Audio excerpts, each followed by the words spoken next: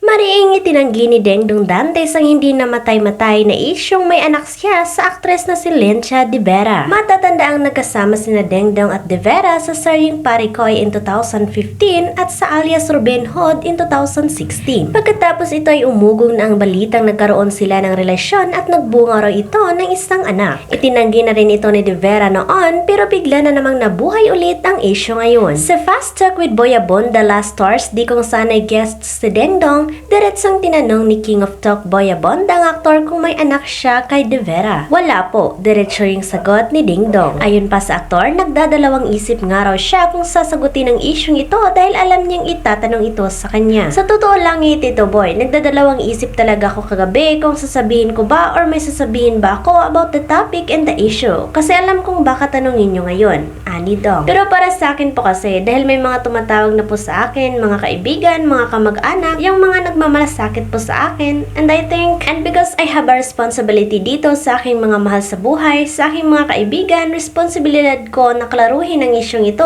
dahil mahalagang mahalaga po ang aspetong ito para sa akin. Patuloy niya. Alang-alang na rin daw sa kanyang pamilya, kaya kailangan niya rin itong klaruhin. I have a responsibility sa aking pamilya to clear things like this because I love my wife. I love my family very much. My kids. That's why I'm saying that it is not true. Saad ni Dong. Noong una raw ay pinagtatawanan lang daw nila ito ng asawang si Marian Rivera pero dumating na nga raw sa puntong marami na ang nagtatanong sa kanya. Once and for all, I'm clarifying na hindi siya totoo, say ng aktor. Hindi rin daw niya alam kung bakit hindi mamatay-matay ang intrigang ito at first time raw niyang mapunta sa ganitong sitwasyon. Muling pumirma ng kontrata si Dengdong Dantes sa GMA noong Huwebes. Malaki ang pasasalamat ng aktor dahil sa patuloy na pagtitiwala sa kanyang kakayahan ng Kapuso Network. Overwhelmed ako sa mga kaganapan. Napakasaya ko lang. Napakasaya ng buhay ko dahil finally ay nagkaroon na naman ng bagong chapter ang aking professional and personal career. I say personal life dahil naging bahagi na talaga ng buhay ko ang GMA, 26 years. Grateful ako na nabibigyan pa rin ako ng pagkakataong gawin the things I have to do. Na-realize ko ito noong unang sumalang ako sa entablado ng GMA when I was a dancer, 16 years old. Sabi ko ito ang gusto kong gawin. Mahal ko ang trabahong ito. At 16 kaya thank you for giving me that opportunity. Pagbabahagi sa amin ni Dingdong sa Fast Talk with Boy Abonda. Hindi naging madali para sa aktor ang kanyang mga pinagdaanan sa show business sa halos 3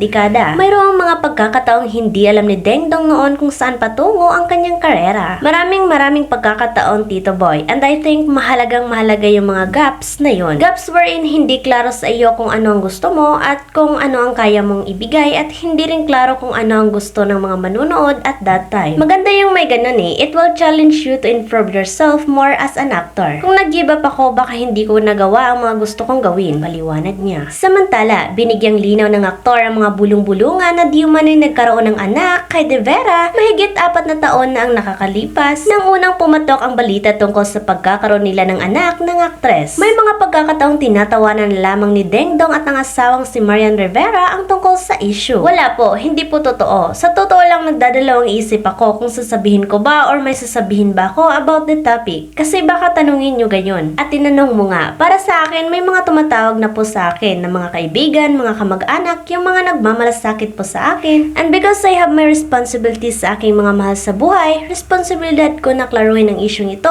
dahil mahalagang mahalaga po ang aspetong ito sa akin. Kahit abala sa kanya-kanyang trabaho ay sinisikap umano ng aktor na magkaroon palagi ng oras para kay Marian, mahalaga para kay Dingdong na palagi silang nakapag-uusap ng aktres.